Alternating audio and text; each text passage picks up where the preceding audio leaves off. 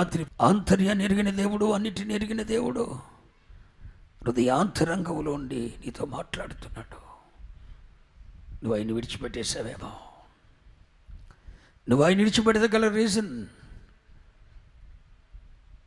దేవుని మీద మొదట ఉన్న అనురాగం, మొదట ఉన్న ప్రేమ నువ్వు కోల్పోయేవేమో. ఎఫెసు సంఘంలోలే అయినను నీ మీద నింద ఒకటి నేను మోపుతున్నాను, నీ మొదటి ప్రేమను నీవు వదిలితివి.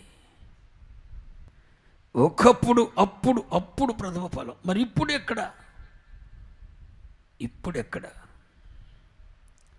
అప్పుడు ప్రతిష్ఠిత జనం, మరి ఇప్పుడు ఎక్కడ?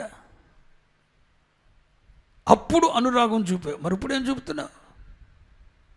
అప్పుడు ప్రేమ చూపావు, మరి ఇప్పుడు ఏం చూపుతున్నావు? విడిచిపెట్టగల కారణం ఇదే. దేవుని మీద ఉన్న మొదటి ప్రేమ, మొదటి అనురాగం కోల్పోయి ఆయన విడిచిపెట్టేశారు. ఇక రెండవది, ఆయన విడిచిపెట్టే రెండో కారణం ఏంటంటే, అదే ఇర్మీయా గ్రంథం 2వ అధ్యాయం, అదే అధ్యాయం నుండి చెప్తున్నా, బయటికి వెళ్తలేదు. 5వ వచనం, యెహోవా ఇలాగు సెలవిచ్చుచున్నాడు, నా యందు ఏ దుర్నీతి చూచి. ఏం చూసావు ఏమ్మా? ప్రభు అడుగుతున్నాడు, నా యందు ఏ దుర్నీతి చూసి మీ పితరుల వ్యర్థమైన దానిని అనుసరించి తాము వ్యర్థులగునట్లు నా యొద్ద నుండి దూరముగా తొలగిపోయిరి. ఎక్కడ తొలగారట చెప్పండి? దూరంగా తొలగిపోయారట. ప్రభు అడుగుతున్నాడు, ఆయన్ని విడిచిపెట్టడానికి ముందుగా జరిగిన విషయాలు ఇవన్నీ. ఆయన్ని విడిచిపెట్టేశారు. ఆయన్ని విడిచిపెట్టే ముందు జరిగిన విషయాలు ఏంటంటే, ఒకటి, మొదటి చూపిన ప్రేమ, మొదటి చూపిన అనురాగం చూపెట్టలేదు. ఒకప్పుడు ప్రథమ ఫలంగా ఉన్నవారు ప్రథమ ఫలంగా కాకుండా ఆఖరి వరుసలోకి వచ్చేసారు. ఇక తర్వాత ఆయన్ని దూరంగా, ఆయన యొద్ద నుండి దూరంగా తొలగారట. నేను ఒక మాట చెప్తానంటారా? ఒక మనుష్యుడు పరలోక తండ్రిని విడిచిపెట్టే ముందు దూరం అవుతాడు.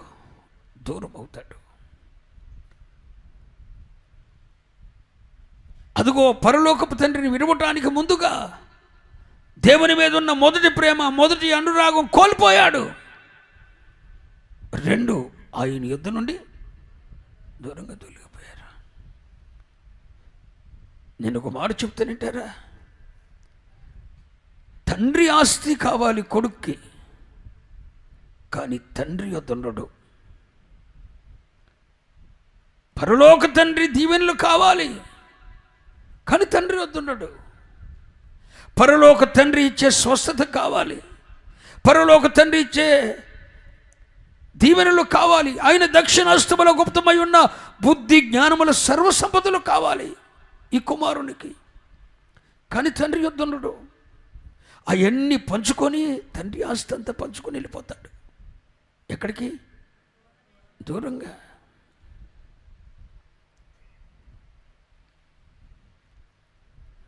తండ్రికి దూరం అయిపోలేదా? ఆ చిన్న కుమారుడు తండ్రికి దూరం అయిపోలేదా? తండ్రికి దూరం అయ్యాడు అంటే అర్థం ఏంటి? దేనికో దగ్గర అయ్యాడని కదా అర్థం. ఒక మనుషుడు పరలోక తండ్రికి దూరం అవుతున్నాడంటే అర్థం ఏంటి? మరి దేనికో దగ్గర అవుతున్నాడు. ఒక మనుషుడు లోకానికి దగ్గర అయినప్పుడు మాత్రమే దేవునికి దూరం కాగలుగుతాడు. మరి ఈరోజు మీలో ఎంతమంది ఉన్నారు? నువ్వు దేవునికి దూరం అవుతున్నావు అంటే దేనికి దగ్గర అవుతున్నావమ్మా నీవు? ఆయనను విడిచిపెట్టడానికి రెండవ కారణం ఇదే.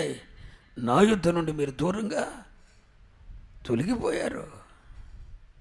ఈరోజు సంఘానికి దూరంగా తొలగిన నీ బిడ్డలు, సంఘానికి దూరంగా తొలగిన నీ కుమార్తెలు, నీ కుమారులు, నీ భార్య, నీ బిడ్డలు, నీవు రేపొద్దున దేవునితో ఉంటావా? ఉండలేవు.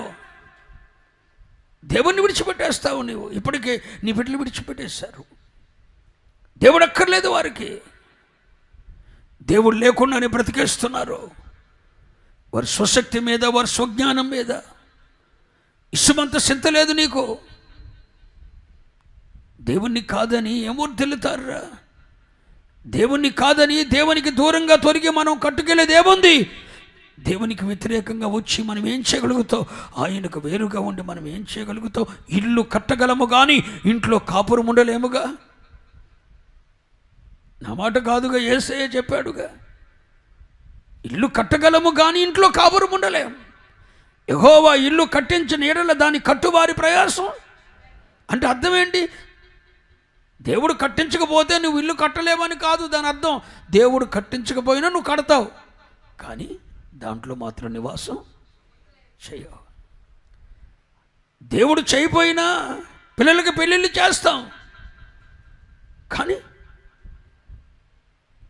పరిస్థితులు సజావుగా ఉండవు.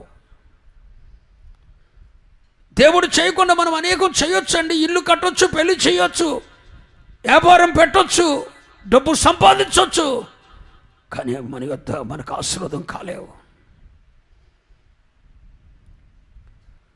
దేవునికి దూరంగా తొలగి ఏం సాధిస్తావు బిడ్డ? ఒకప్పుడు దేవునితో అంటిపెట్టుకుని ఉన్న నీవు, నీ భార్య, నీ పిల్లలు ఈరోజు ఆ దేవునితో అంటిపెట్టుకుని ఉన్నామన్న రుజువు నీ యొద్దుందా? నువ్వు చెప్పగలవా? నీ ఛాతి మీద చేయించుకొని చెప్పగలవా, మేము దేవునికి దూరం కాలేదని, లోకానికి దగ్గర అవ్వలేదని, పాపానికి దగ్గర అవ్వలేదని, పాపానికి దగ్గర అవ్వలేదని, లోకానికి దగ్గర అవ్వలేదని, మేము దేవునితోనే అంటిపెట్టుకొని ఉన్నామని సాక్ష్యం ఇవ్వగలవా? నా ఎదుట కాదు, పరిశుద్ధాత్మని ఎదుట సాక్ష్యం ఇవ్వగలవా? ఎందుకు బిడ్డ దేనికో దగ్గరైపోయావు? ఎవరికో దగ్గరైపోయావు? ఎందుకు బిడ్డ లోకానికో దేనికో దగ్గరైపోయి దేవునికి ఎందుకు దూరంగా తొలగిపోతున్నావు? ఈరోజు దేవునికి దూరమైన వాడు రేపు దాన్ని దేవుని విడిచిపెట్టేస్తాడు. ఇశ్రాయేలీయులు చేసిన పొరపాటు ఇదేనండి. ఆయన్ని విడిచిపెట్టక మునిపే ఆయన మీద ఉన్న ప్రేమను, ఆయన మీద ఉన్న అనురాగాన్ని కోల్పోయారు. ప్రథమ ఫలాలుగా ఉన్నవారు ఆఖరి వరుసలోకి వచ్చేశారు. ఆయన్ని విడిచిపెట్టక మునిపే ఆయనకు దూరంగా తొలగిపోయారు. మాట చెప్పున దుఃఖకరమైన విషయం, యేసయ్యను సిలువ వేస్తుంటే ప్రతిరోజు పక్కనే ఉండేవాడు ఈ పేతురు. 33.5 సంవత్సరాల్లో 3.5 సంవత్సరాలు యేసయ్య ఎక్కడుంటే అక్కడ ప్రతి ఫోటోకి పూజిస్తాడు ఈ పేతురు యేసయ్యతో పాటు. కానీ ఆయన సిలువ వేసేటప్పుడు ఆయన నిడ్చుకుపోతుంటే దూరంగా ఉన్నాడట. దూరమైన పేతురు ఆయనని ఎరుగునని చెప్పి ముమ్మారు అబద్ధమాడేశాడు. దూరమైన చిన్న కుమారుడు దుర్వ్యాపారం చేసి ఆస్తినంతా పోగొట్టుకున్నాడు. లోకానికి, పాపానికి, వ్యసనాలకు, స్నేహితులకు, రాజకీయానికి, కయ్యానికి దగ్గరై ఎందుకు నువ్వు దేవునికి దూరం అవుతున్నావు? ఇదివరకు దేవునితో సమీపంగా ఉన్నంత కలిగినట్టుగా ఈరోజు ఉండగలుగుతున్నావా? నీవు హృదయపూర్వకంగా చెప్పు. ఈరోజు దేవునికి దూరం అయ్యామంటే అర్థం ఏంటి? రేపొద్దున ఆయన విడిచిపెట్టేస్తా. విడిచిపెడితే వచ్చే నష్టం ఏంటి? నీకు నష్టం, దేవునికి నష్టం కాదు. నువ్వు స్తుతించకపోతే నీకు నోరిచ్చిన వాడు ఈ రాళ్లకు నోరిస్తాడు. నీవు ఓసన్నా చేయమని పోతే, ఓ మత ప్రబోధకుడా, ఓ పరిసయ్యుడా, ఓ శాస్త్రుడా, ఓ సద్దుకాయుడా, నువ్వు ఓసన్నా అనపోతే సంటి పిల్లల నోట ఆయన స్తుతిని అందుతాడో.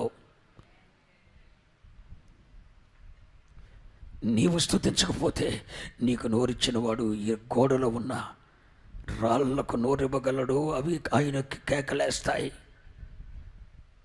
అరచు పిల్ల కాకులు ఆయన్ని స్తుతిస్తున్నాయి. నాతోనే నడుస్తుంది, నాతోనే ఉంటుంది, నేను లేకపోతే ఏమి లేదని నువ్వు అనుకోవద్దు. నేను లేకపోతే సంఘం లేదు, నేను లేకపోతే పరిచర్య చేసేవాళ్ళు లేడు, నేను లేకపోతే అన్నం పెట్టేవాళ్ళు లేడు సేవకుడికి, నేను లేకపోతే కరెంటు బిల్లు కట్టేవాళ్ళు లేడు, నేను లేకపోతే పరిచర్య చేసేవాళ్ళు లేరు, నేను లేకపోతే మందిరం ఊడ్చేవాళ్ళు లేరు. ఈ బిల్డప్లు ఏమి ఇవ్వద్దు. నువ్వు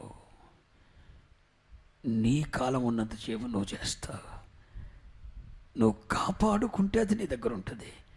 నువ్వు కాపాడుకోలేని రోజున ఆ కిరీటాన్ని తీసి దేవుడు ఇంకొక నెత్తిమీ పెడతాడు. వాస్తవమా కాదా? వాస్తవం. సాల్మన్ ఎల్లకాలం ఉండడు. సాల్మన్ తదుపరి మరొకరి దేవుడు ఆల్రెడీ పుట్టించాడు, ఎదుగుతున్నాడు, రెడీ చేసి ఉంచాడు. అంతది. ఏలియా తర్వాత ఎలీషా ఉన్నాడు. ఏలియాతో పరిచర్య ఆగిపోదు, నీతో పరిచర్య ఆగిపోదు, నాతో పరిచర్య ఆగిపోదు.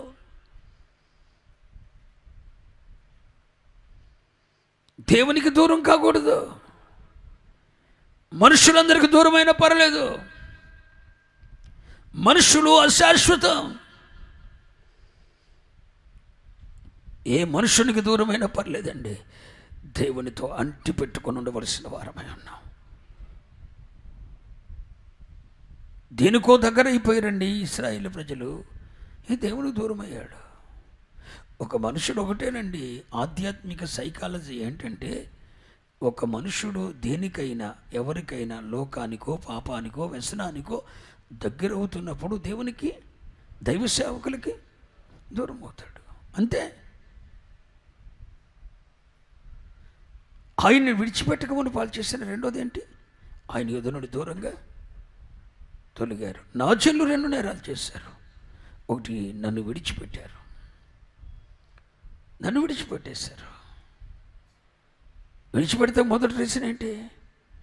ఆయన మీద ఉన్న మొదటి ప్రేమ, మొదటి అనురాగం కోల్పోయారు. ప్రథమ ఫలాలుగా ఉన్నవారు ఆ స్థానాన్ని కాపాడుకోలేకపోయారు. రెండవది, ఆయన యుద్ధ నుండి దూరంగా తొలగిపోయారు.